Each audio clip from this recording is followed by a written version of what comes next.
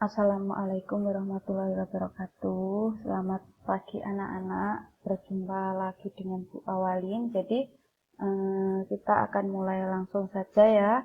Kemarin Bu Awalin memberikan soal-soal tentang makna alinea pembukaan Undang-Undang Dasar. Yang sebenarnya intinya itu makna alinea pembukaan Undang-Undang Dasar itu sudah kita pelajari di kelas 8 pertemuan kedua. Bab 2 semester 1 di kelas 8 bab 2 semester 1. Jadi kita hanya di kelas 9 ini mengulas sedikit-sedikit karena di kelas 8 kalian sudah menjelaskan semuanya tentang makna alinea pembukaan Undang-Undang Dasar ini dari alinea pertama sampai alinea keempat, maknanya seperti apa saja. Sekarang kita ke pertanyaannya ya. Masa Bu Awalin memberikan soal terus nggak dibahas kan? Berapa alinea pembukaan Undang-Undang Dasar Negara Republik Indonesia tahun 1945? Sudah jelas berarti pembukaan Undang-Undang Dasar itu 4 alinea. Di pembukaan Undang-Undang Dasar tahun 1945 itu apakah ada tujuan negara? Ya, tujuan negaranya terletak di alinea keempat, sedangkan cita-citanya negara terletak di alinea kedua, dan sedangkan dasar negaranya terletak di alinea keempat. Dasar negara itu yaitu Pancasila. Cita-citanya negara bersatu, berdaulat, adil, dan makmur. Tujuan negaranya yaitu terletak di alinea keempat.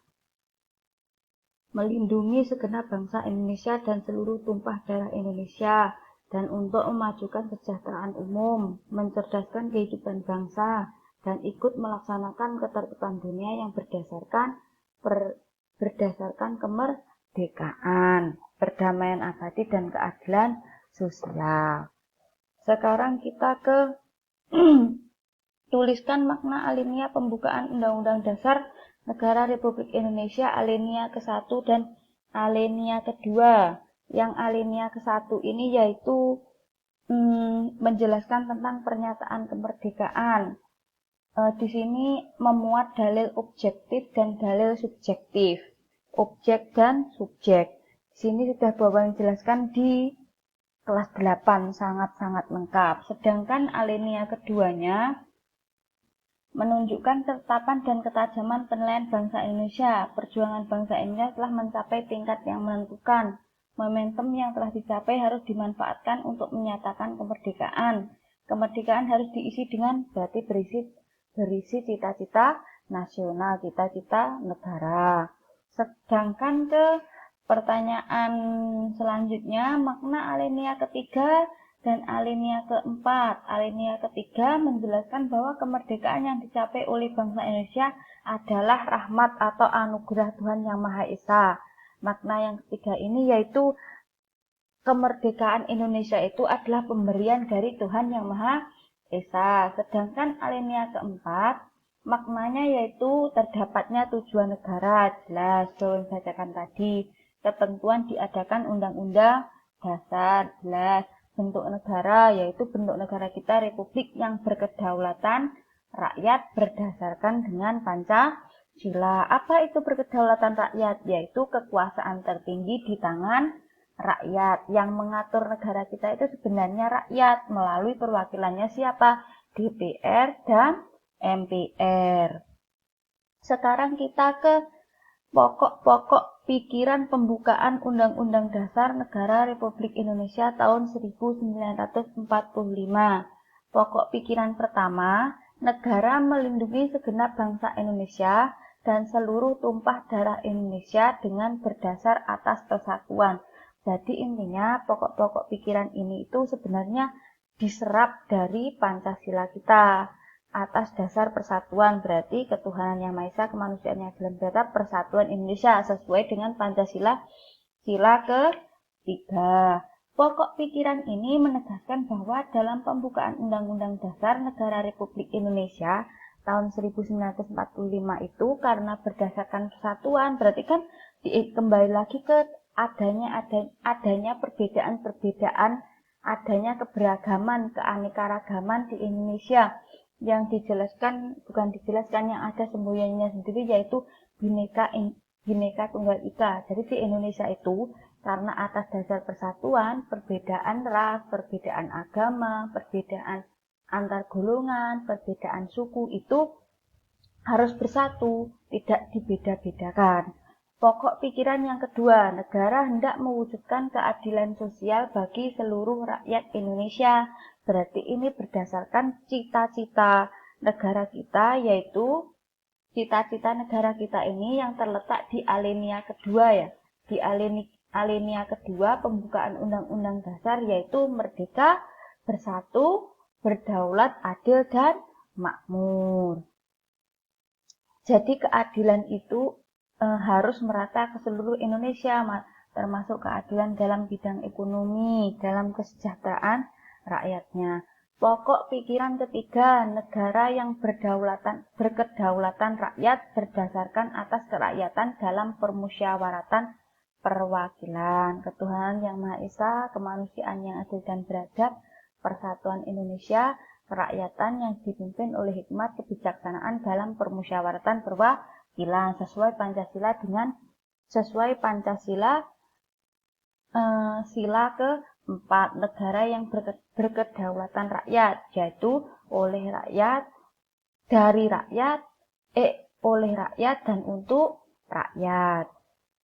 Berdasarkan atas kerakyatan dan permusyawaratan dan perwakilan, berarti apa-apa yang diambil, yang peraturan-peraturan yang ada di Indonesia, keputusan-keputusan apa, harus berdasarkan asas musyawarah. Pokok pikiran keempat, negara berdasar atas ketuhanan yang Maha Esa, menurut dasar kemanusiaan yang adil dan beradab.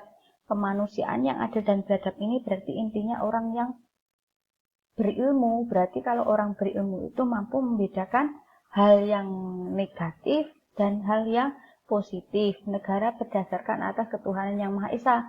Jadi di sini semua rakyat Indonesia itu harus beragama, harus memilih salah satu agama dari 6 agama yang ada di Indonesia.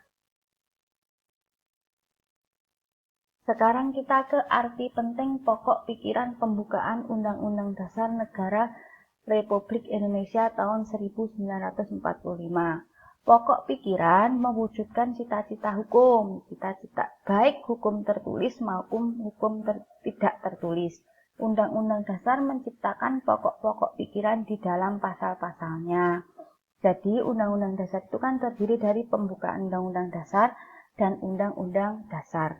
Jadi pasal-pasal dalam Undang-Undang Dasar itu harus berdasarkan dengan pembukaan Undang-Undang Dasar. Pembukaan Undang-Undang Dasar itu harus berdasarkan dengan Pancasila. Jadi intinya pasal-pasal yang ada dalam Undang-Undang Dasar itu, harus berdasarkan Pancasila dan pembukaan Undang-Undang Dasar. Pokok pikiran yang terkandung dalam pembukaan Undang-Undang Dasar Negara Republik Indonesia merupakan sumber hukum tertinggi di Indonesia, sehingga dijabarkan dalam pasal Undang-Undang Dasar 1945, Undang-Undang Dasar 1945 sudah jelas. Pembukaan Undang-Undang Dasar, pokok-pokok pikiran tadi kan diserap dari Pancasila. Pancasila itu sebagai hukum tertinggi di Indonesia. Jadi secara tidak langsung pembukaan Undang-Undang Dasar Negara Republik Indonesia itu merupakan sumber hukum tertinggi di Indonesia. Jadi ketika Indonesia membuat aturan ketetapan MPR, membuat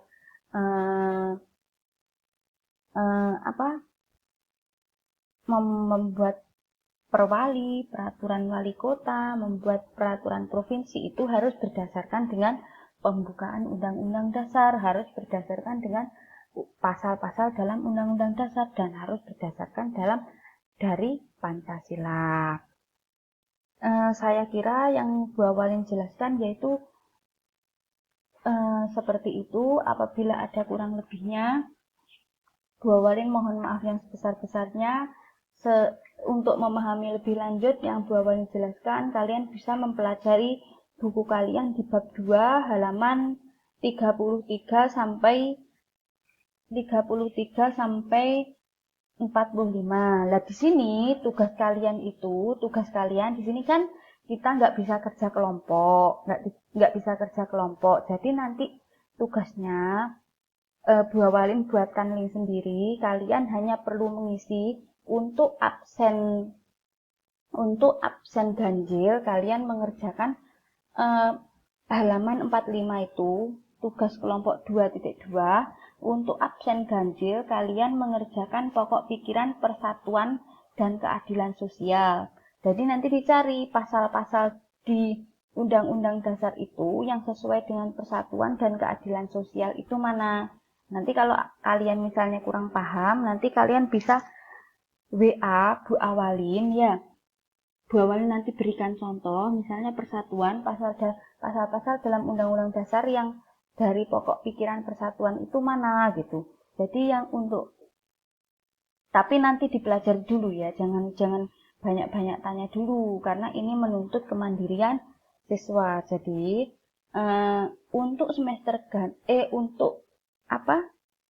Absen ganjil yaitu mengerjakan nomor 1 dan nomor 2.